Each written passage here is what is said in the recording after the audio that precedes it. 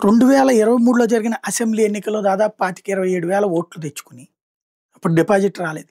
కానీ 2024లో జరిగిన పార్లమెంట్ ఎన్నికల్లో ఏకంగా రెండో స్థానానికి ఎగబాకింది భారతీయ జనతా పార్టీ జూబ్లీహిల్స్ నియోజకవర్గం. రెండవ స్థానానికి. అలాంటి చోట్లను ఇప్పుడు డిపాజిట్ రాలేకపోవటం. భారతీయ జనతా పార్టీ సమన్వయ లోపం ఎవరి మధ్యన ఉంది?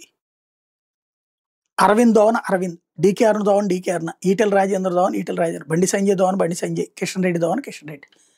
నాయకులుగా పవర్ఫుల్ వాళ్ళ ఏరియాలో విశ్వేశ్వర రెడ్డితో సహా అందరూ కలిసి బీజేపీని అధికారంలోకి తేవాలనుకోవట్లేదు.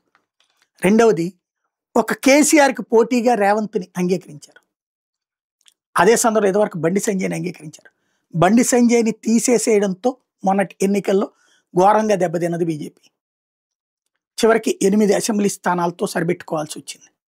అదే భారతీయ జనతా పార్టీ పార్లమెంట్ ఎన్నికలు 8 పార్లమెంట్ స్థానాలతో ఏకంగా రెండో స్థానానికి వచ్చినప్పుడు ఇప్పుడు భారతీయ జనతా పార్టీ అంతర్మదనం చేయాల్సింది అది మోడీ వలన వచ్చింది. ఈ రాష్ట్ర నాయకత్వం వల్ల కాదు.